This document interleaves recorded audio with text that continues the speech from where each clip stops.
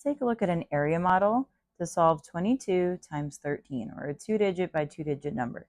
So first what I want to do is break apart this 22 into its place value. So this first 2 is worth 20. The second 2 is worth 2. And sometimes I put a little times in the corner just to know where everything goes. The next number is 13, so it's a 10 and a 3. So I want to copy the problem along the top. I have 20 times 10. We go up and over. So 20 times 10. And I can represent that by doing 2 10s 10 times. 20, 1, 2, 3, 4, 5, 6, 7, 8, 9, 10. That is 20 times 10, which is a lot of 10 sticks. Next, I go up and over. I have 2 times 10.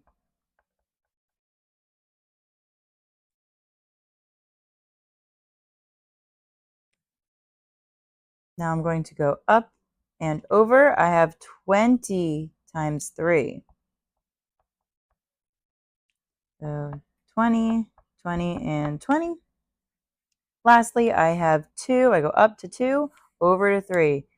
2 times 3. 1, 2. These are just little ones cubes. 1, 2, 3, 4, 5, 6. All right. So what I could do is count all that I have here.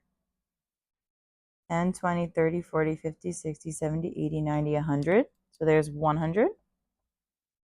10, 20, 30, 40, 50, 60, 70, 80, 90, 100. There's another 100. I have a 20 because I have 2 10s. 10, 20, 30, 40, 50, 60. I have 60.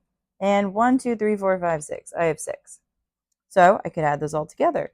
100, 200, 260, 270, 280, 6. I have 286.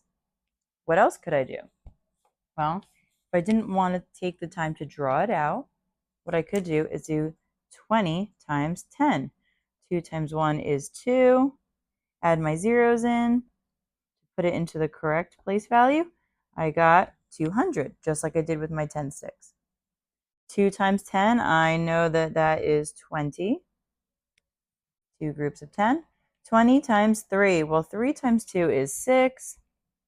3 times 0 is 0. That is 60, and that still matches. And I know that 2 times 3 is also 6. So if I add my mental math calculations, 260, 270, 86. 286 is my final product.